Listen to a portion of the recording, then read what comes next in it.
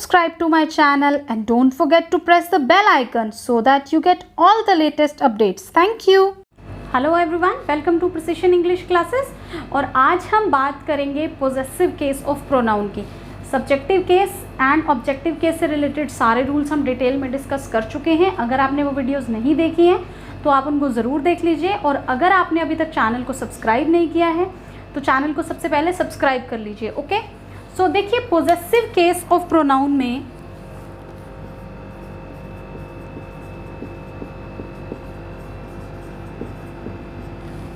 सबसे पहले समझने की चीज़ क्या ये है कि पोजेसिव केस क्या होता है। पोजेसिव का क्या मतलब होता है?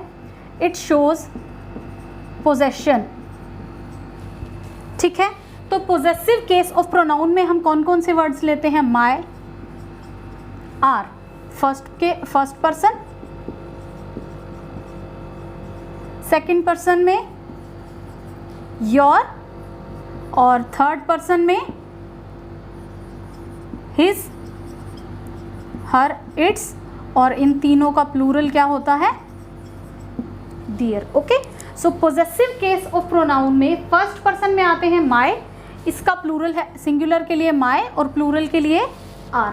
सेकंड पर्सन में योर, जो सिंगुलर के लिए भी यूज होता है और प्लूरल के लिए भी यूज होता है, और थर्ड पर्सन मेल के लिए हिज, फीमेल के लिए हर, नॉन लिविंग थिंग के लिए इट्स, और इन तीनों का प्लूरल क्या होता है? डियर, जो खुद भी अपने आप में third person possessive case of pronoun में आता है। ठीक है, अब ये पोजेसिव केस ऑफ प्रोनाउन है तो इंपॉर्टेंट चीज़ क्या है? Possessive case is always followed by noun. ठीक है, ये आपको ध्यान रखना है that possessive case of pronoun is always followed by a noun. जैसे हम कहते हैं this is my car. Okay, so my is the possessive case of pronoun and car is the noun here. ठीक है, तो ये क्या हो गया? Possessive case plus noun. Okay, that was her house. ठीक है, अगेन यहां पर हर क्या है? पोजेसिव केस ऑफ प्रोनाउन, और हाउस क्या है?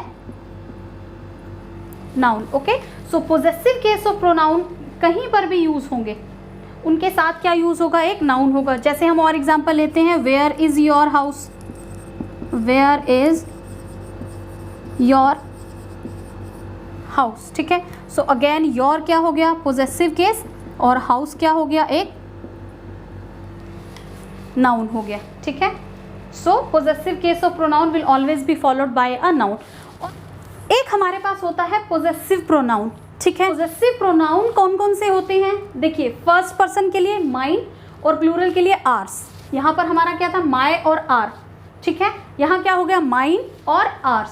सेकंड पर्सन के लिए योर्स और प्लूरल के लिए भी योर्स, और थर्ड पर्सन के लिए his, hers, its, and plural के लिए दियर्स। ओके, सो ये क्या है? Possessive pronounce.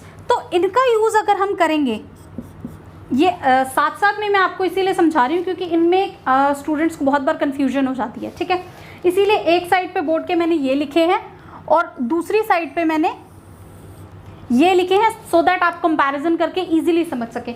यहाँ पर पोजेसिव केस के साथ हम यूज करते हैं नाउन, और पोजेसिव प्रोनाउंस क्या होते हैं? They are never followed by noun. ठीक है, अब आप इनको याद कैसे रखेंगे? देखिए, इनको याद रखने की मैं आपको एक ट्रिक बताती हूँ। ये क्या है? प्रोनाउंस, और प्रोनाउंस क्या होते हैं? इक्विवेलेंट टू नाउन होते हैं। So when they are already equivalent to noun, तो ये किसी भी नाउन को क्वालिफाई नहीं कर सकते। क्या याद रखना है आपको? That they never qualify a noun. They never qualify a noun, इसीलिए इनके बाद कभी भी कोई नाउन यूज नहीं होता। ठीक है, एग्जाम्पल देखिए,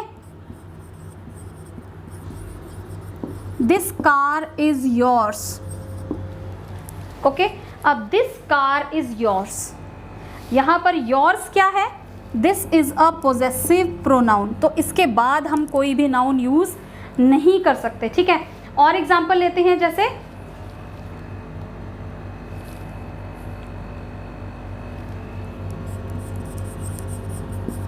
दैट हाउस इज हर्स।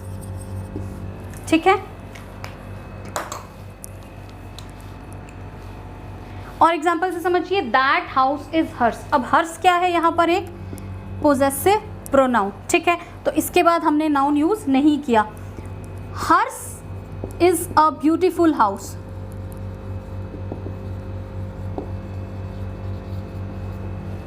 अब यहाँ पर अगेन हर्स क्या है, हमारा पोजेसिव प्रोनाउन है, तो मैंने इसके बाद क्या यूज़ किया, हेल्पिंग वर्ब यूज़ की। मैंने इसके बाद कोई भी नाउन का यूज़ नहीं किया, ठीक है। तो आपको ध्यान रखना है कि पोजेसिव केस ऑफ प्रोनाउन है, इन्हें हम पोजेसिव एडजेक्टिव भी बोलते हैं, ठीक है।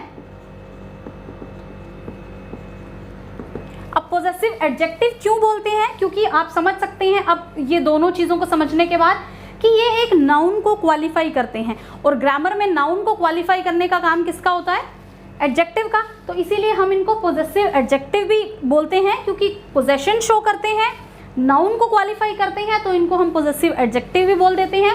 वर्ड्स क्या क्या है इसमें, my, our, your, his, her, its and their, okay. और they will always be followed by a noun, इनके बाद एक नाउन हमेशा यूज होगा ही होगा। और पोजेसिव प्रोनाउंस क्या होते हैं, mine, ours, yours, his, hers, its, theirs, okay. और पोजेसिव प्रोनाउंस क्योंकि प्रोनाउंस हैं, so they can never qualify a noun, इसीलिए इनके बाद कोई नाउन कभी भी यूज नहीं होता। They are never followed by a noun, ठीक है। जैसे हमने एग्जाम्पल क्या लिया था, that car is yours, that house is hers, hers is a beautiful house. अब इनमें ये जो वर्ड्स हैं, योर्स, हर्स, दियर्स, या हम यहाँ पर करें theirs is a beautiful house, तो यहाँ पर भी हम क्या देख रहे हैं कि ये एब्सोल्युटली यूज हुए हैं, इनके बाद हमने नाउन का यूज नहीं किया है, ओके। अब हम देख लेते हैं कि सेंटेंस में हम पोजेसिव प्रोनाउंस को यूज कहाँ कहाँ कर सकते हैं, ठीक है। तो सबसे पहला तो क्या है कि हम इनको एज अ सब्जेक्ट यूज कर सकते हैं। एग्जाम्पल क्या होंगे, hers is a beautiful bungalow, mine is a new car, ठीक है। अब यहाँ पर हर्स, माइन, ये दोनों हमारे सेंटेंस में क्या है, सब्जेक्ट हैं। सेकेंड, हम इनको कैसे यूज कर सकते हैं, हम इन्हें यूज कर सकते हैं as an object in a sentence, ठीक है। जैसे ये एग्जाम्पल देखिए, save your time and mine too. अब इस हमारे सेंटेंस में माइन क्या है, एक पोजेसिव प्रोनाउन है, एंड सेंटेंस में हम क्या देख रहे हैं, it is placed as an object. यहाँ पर योर टाइम ये भी ऑब्जेक्ट है, और माइन भी क्या है, ऑब्जेक्ट है। इसी तरीके से अगला एग्जाम्पल देखिए, he lost my books as well as yours. तो अगेन योर्स यहाँ पर क्या है, ऑब्जेक्ट। इसका मतलब पोजेसिव प्रोनाउंस को हम एज अ सब्जेक्ट यूज कर सकते हैं सेंटेंस में, और ये एज एन ऑब्जेक्ट भी आता है। और कैसे यूज करते हैं हम पोजेसिव प्रोनाउन को, हम इन्हें यूज करते हैं as an object of preposition, ठीक है। यानी कि प्रेपोजिशन के बाद एज एन ऑब्जेक्ट ये फॉलो करेगा, तब भी हम पोजेसिव प्रोनाउन का यूज देखते हैं, ठीक है। एग्जाम में क्वेश्चन पूछे जाते हैं, जैसे एग्जाम्पल देखिए, आई प्रेफर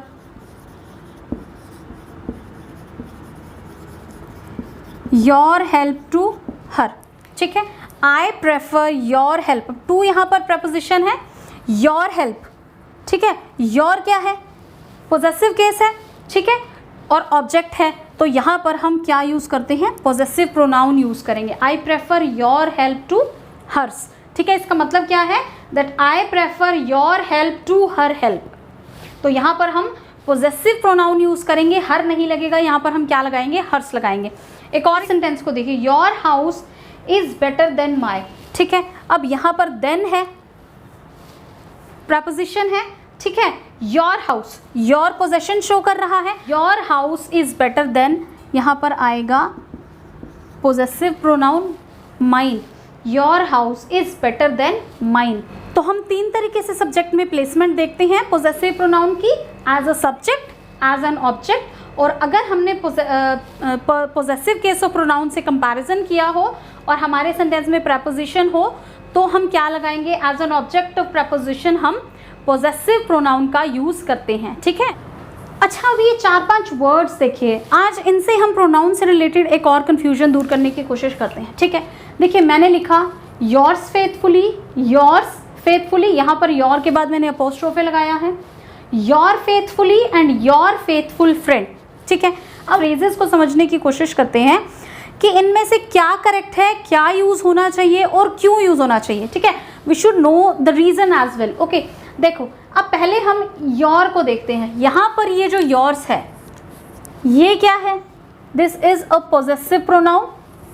ओके, योर क्या है, your is possessive case of pronoun.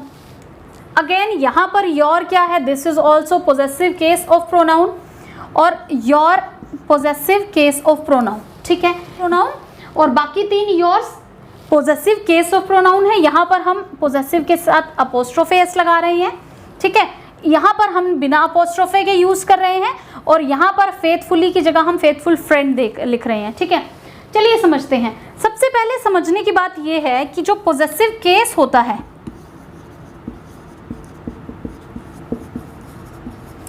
जो पोजेसिव केस ऑफ प्रोनाउन होते हैं, क्या, my, our, your, his, her, its, their. ठीक है, माय, आर, योर, इसे ऐसे लिखते हैं, थोड़ा सा इजी रहेगा, ये पर्सन वाइज हो जाएंगे। My, our, your, his, her, its, their. ये हमारे एग्जाम्पल हैं पोजेसिव केस के। ये जो पोजेसिव केस होता है इसमें ऑलरेडी का, के, की पोजेशन ऐड होता है। ठीक है, अब ऑलरेडी का, के, की है तो हम इनके साथ अपोस्ट्रोफे एस का यूज़ कभी नहीं करते। ठीक है, अगर हम इनके साथ अपोस्ट्रोफे एस नहीं यूज़ करते तो योर्स फेथफुली, हमारा ये वाला ऑप्शन कट हो गया। ठीक है, कि पोजेसिव केस के साथ हम अपोस्ट्रोफे यूज़ नहीं करते। अब बचे ये 3, अब इन्हें समझने की कोशिश करते हैं। जो पोजेसिव केस है उसके बाद हमेशा एक नाउन होना ही चाहिए, ये रूल है, और पोजेसिव प्रोनाउन के साथ नाउन कभी भी नहीं होना चाहिए।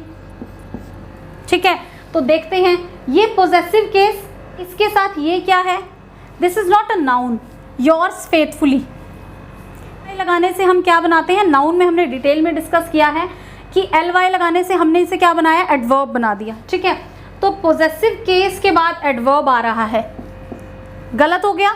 अब बच्चे हमारे पास 2 option, yours faithfully and your faithful friend. अब इसे देखते हैं, पोजेसिव केस, उसके बाद फेथफुल फ्रेंड। फ्रेंड क्या है, नाउन, और फेथफुल क्या है, एडजेक्टिव, जो नाउन को क्वालिफाई कर रहा है।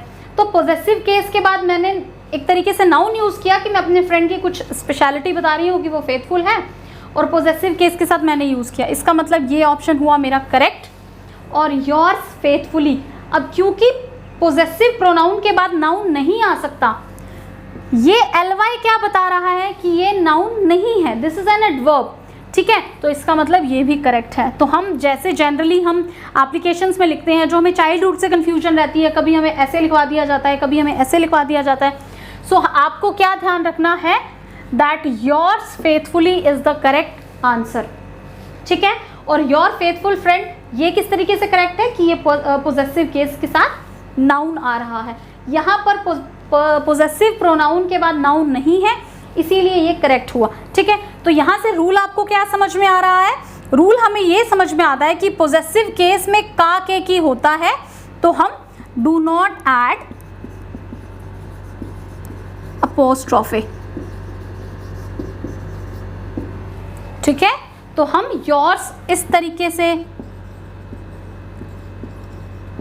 आर्स इस तरीके से, दियर्स, अगर हम इनको इस तरीके से हम इन्हें यूज नहीं कर सकते। ओके, ठीक है, तो आपको क्या ध्यान रखना है, that possessive case already has implicitly का, के इन इट, वो इसके अंदर पहले से ही मौजूद है क्योंकि ये पोजेशन शो कर रहा है। दिस इज माई कार, वो मेरी कार है। ठीक है, दिस इज हिज हाउस, ये उसका घर है। ठीक है, तो हम इनके साथ अपोस्ट्रोफे यूज नहीं करते। ओके, इनसे रिलेटेड क्वेश्चंस में हमें एक इस तरीके से इसकी सेंटेंस स्ट्रक्चर से बहुत सारे क्वेश्चंस देखने को मिलते हैं। ठीक है, देखिए सेंटेंस क्या कहता है, I was confident of me winning the match. ठीक है, अब इस सेंटेंस को हम ध्यान से देखें, आई वॉज कॉन्फिडेंट। ठीक है, यहाँ पर I was confident of what, confident of what, what का आंसर आप क्या देंगे, विनिंग। तो जब हम नाउन की आइडेंटिफिकेशन करते हैं तो हम नाउन की आइडेंटिफिकेशन कैसे करते हैं कि सेंटेंस में व्हाट का जो आंसर दे रहा है वो हमारे सेंटेंस में क्या होता है, नाउन होता है। इसका मतलब हमारे इस सेंटेंस में विनिंग क्या हो गया, नाउन हो गया। ठीक है, विनिंग इज अ नाउन।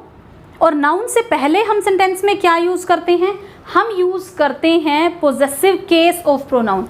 तो हमारा पोजेसिव केस फर्स्ट पर्सन क्या होता है, माय। तो करेक्ट सेंटेंस क्या होगा, I was confident of my winning the match. इस तरीके की सेंटेंस स्ट्रक्चर के बहुत सारे क्वेश्चंस आपको हर साल देखने को मिल जाते हैं। अब इस एग्जांपल को देखिए, what is the use of you attending the session. ठीक है, सो अब मैं पूछूं use of what, use of attending the session. ठीक है, तो इसका मतलब अटेंडिंग जो जीरंड है वो यहाँ पर क्या है, नाउन है। तो मैं यहाँ पर क्या यूज करूंगी, योर। तो करेक्ट सेंटेंस क्या बनेगा, what is the use of your attending the session. Possessive case of pronoun मैं यहाँ पर यूज करूंगी। पोजेसिव केस कौन कौन से थे, my, our, your, his, her, its, their. ठीक है, तो रूल क्या निकल के आया, दैट सेंटेंस में जीरंड से पहले हम क्या यूज करते हैं, पोजेसिव केस ऑफ प्रोनाउन को हम यूज करते हैं। Because in such sentences gerund qualifies, gerund acts as noun, okay, और noun equivalent. This works as noun equivalent और नाउन। तो इसीलिए हम क्या यूज करते हैं, उससे पहले पोजेसिव केस का यूज करते हैं। ठीक है, ओके। सो प्रोनाउन से रिलेटेड रूल्स को रिवाइज करने के लिए हम एरर डिटेक्शन एंड करेक्शन का एक सेट डिस्कस कर लेते हैं। ठीक है, चलिए पहला एग्जाम्पल कहता है, I was surprised and pleased when I was informed of me winning the match। ठीक है, so I was surprised and pleased, यहाँ तक करेक्ट है। when I was informed of what, informed of winning। तो again यहाँ पर ये gerund है, वर्किंग एज नाउन। ठीक है, तो नाउन से पहले हम क्या लगाएंगे, नाउन से पहले क्या लगाते हैं, पोजेसिव केस के बाद नाउन आता है। नाउन से पहले पोजेसिव केस आएगा, तो फर्स्ट पर्सन में पोजेसिव केस क्या होता है, माय। ठीक है, तो करेक्ट सेंटेंस होगा, I was surprised and pleased when I was informed of my winning the match. Okay, अगला क्वेश्चन देखते हैं, there is no question of him failing in the examination. No question of what, no question of failing. तो again gerund working as noun. ठीक है, तो हम इससे पहले लगाएंगे पोजेसिव केस, और पोजेसिव केस होता है हिज।